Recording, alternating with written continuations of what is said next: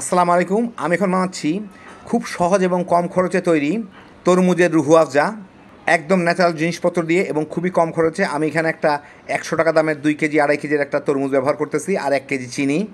এটা একবার বানা রেখে কয়েক মাস খাইতে পারবেন। এই গরমের মধ্যে খাইতে যে কী মজা, একবার বানাইলেই বুঝবেন। তো আসেন দেখি শুরু করা যাক। আমি এখানে একটা ছোট সাইজের তরমুজ দিচ্ছি, 3 কেজির মতো হবে। তরমুজটার ভিতরের লাল অংশটুকু আমি কেটে নিয়ে নেব, আর এই খোসাগুলাকে আমার ছোট ছোট টুকরা করে নিতে হবে। তো আমি এখান থেকে এইভাবে কেটে তরমুজগুলাকে এইভাবে নিয়ে নিব। এইগুলোকে পরে আমি ব্লেন্ড করে নিব, আর এই যে লাল অংশটুকু থাকে সেটুকু যতদূর পারি আমি উঠাই নিব। কিছুটা লাল থাকলেও ক্ষতি নাই। তো তরমুজগুলোকে উঠাইলাম। এখন এই খোসাটা যে আছে, এই খোসাটাকে আমার এইভাবে আমি উপরে সবুজ অংশটুকু কেটে ফেলবো। দেখেন, সবুজ অংশটুকু কেটে নিলাম। নিয়ে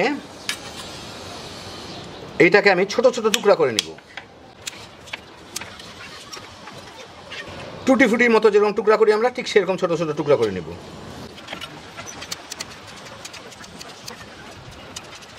তো এরকম করে আমি যতটুকু আমার প্রয়োজন ততদূর আমি তরমুজের খোসাটা নিয়ে নিব, আর পুরো তরমুজটাকে আমি এরকম এগুলোকে আমি ছোট ছোট টুকরা করে ব্লেন্ড করে তারপর ছেলে নিব, যাতে আমি তরমুজের রসটা খালি পাই। ছোট ছোট টুকরা হলে আমার ব্লেন্ড করতে সুবিধা হবে। তো আমি তরমুজগুলো ব্লেন্ড করে চেলে নিলাম। এই যে ছাবাটুকু হয়েছে, এখানে প্রায় 12 কাপের মতো রস, আর এখানে 4 কাপের মতো ওই ছোটো ছোটো কিউব করে কেটে নিয়েছি আমি তরমুজের খোসাগুলা। এখন এগুলাকে আমার জাল দিয়ে সিরাপটা বানিয়ে নিতে হবে।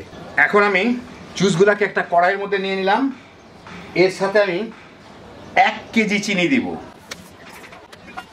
জুস আছে 1.5 কি 2 লিটারের মতো, দিয়ে এগুলাও দিয়ে দিব এর মধ্যে। দিয়ে আমি এখন এটাকে জাল দিয়ে ফুটায় ঘন করে নিব। খুব বেশি কিছু লাগে না, এরকম করলেই হয়ে যাবে। চুলাটা আমি জ্বালায় দিছি, ফুটে উঠুক। তারপরে এটাকে ঘন একটা শিরার মতো করে নিতে হবে। কিছুক্ষণ পরেই ফুটে উঠলে আমি চুলার জালটা এখন কমায় দিই, নাহলে উতলায় পড়ে যাবে। উপরে দেখতেছেন একদম টুকটুকা লাল, আর নিচের দিকে কিন্তু আপনার দেখাচ্ছে, এই দেখেন একদম পুরা অনেকটা সাদা সাদা পানি টাইপের। এই যে বুঝতেই পারতেছেন, এই যে দেখেন, অসুবিধা নাই। এখন আমি এটাকে জাল দিয়ে শুকায় নিব, অন্তত অর্ধেক করে নিব। তাই মাঝারি আছে, আমি এটাকে অল্প জালেই জাল দিব আর কি, মাঝারি আছে জাল দিব। জাল দিয়ে শুকায় নিব যাতে শিরাটা বেশ ঘন হয়ে যায়। তারপরে এই লাল রঙটা আবার ওর সাথে মিশে যাবে। দেখেন, চতুর্দিকে টুকটুকা লাল আর মাঝখানে একদম পানির মতো। এটাকে আমি কিছুক্ষণ জাল দিয়ে শুকাই নিই। আধা ঘন্টার মতো জাল দিলাম। এই শিরাটা কিন্তু শুকায় অর্ধেক হয়ে গেছে ঝোলটা, আর রঙগুলা যেরকম আগের উপর ভাসতেছিল আর নিচে সাদা পানির মতো দেখাচ্ছে ওইগুলা নাই। আর তরমুজের এগুলাও সিদ্ধ হয়ে গেছে, রঙটা কিন্তু আবার মিলে গেছে এর সাথে, মানে শিরাটা অনেক ঘন হয়ে গেছে। আর এইটা যাতে শক্ত হয়ে জমে না যায় এবং একটু টক ভাব আসে, সেই জন্য প্রায় সিকি কাপের উপরে লেবুর রস আমি লেবু যখন কম দাম থাকে তখন কিনে এরকম বোতলে ভরে ফ্রোজেন করে রাখি। পরে যখন প্রয়োজন হয়, যখন লেবু এখন 40 টাকা করে হালি হয়ে গেছে, আমার মতো ফইনি কিনতে পারবে না, সেই সময় আমি ব্যবহার করি এগুলো। আপনারাও চাইলে করে নিতে পারেন যদি আপনারা একটু বাঁচাইতে চান। যাই হোক, এখন আবার এটাকে আমি জাল দিয়ে নিব। জাল দিয়ে আরেকটু শিরাটা টানায় ফেলবো যাতে এক তার হয়, এরকম অবস্থায় নিয়ে আসবো। আরও প্রায় 15 মিনিটের মতো জাল দিয়ে আমি মাঝে মাঝে একটা কাজ করি, সেটা হচ্ছে এখান থেকে একটু নিয়ে একটা যে কোনো বাটির উপরে 1 ফোঁটা রাখি, যে 1-2 ফোঁটা রাখলেন।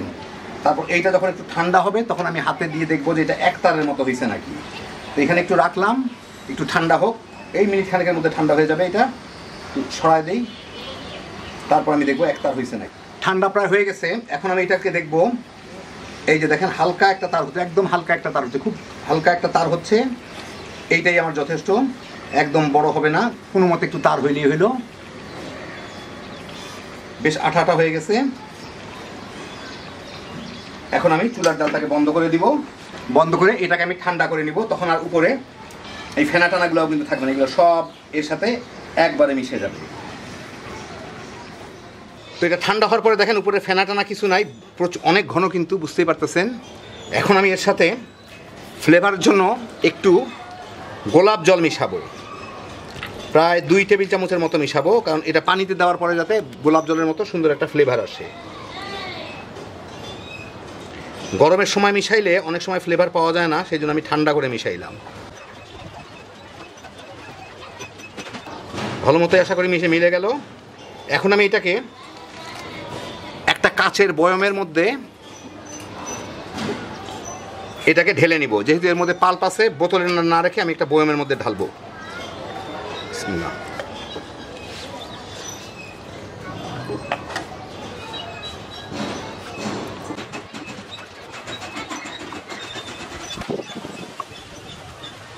এখন এটাকে আমি মুখটা বন্ধ করে ফ্রিজে রেখে বেশ কয়েক মাস খাইতে পারবো। আর আপনাদের বাকি যেটুকু এখানে আছে এটা দিয়ে শরবত বানায় দেখাচ্ছি। এখন আপনাদের আমি তুহু আফজা দিয়ে শরবত বানায় দেখাই।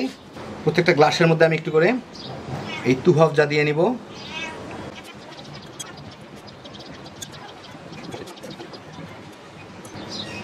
একটু পানি দিয়ে এটাকে ভালো মতো ঘুটে মিলাই নিতে হবে পানির সাথে। যেহেতু এটা একটু শিরার মতো, বলতে একটু সময় লাগবে। এখন দুইটার মধ্যে ঠান্ডা করার জন্য পর্যাপ্ত পরিমাণে বরফের কুচি দিয়ে নিলেই হয়ে যাবে, যার যার পছন্দ মতো।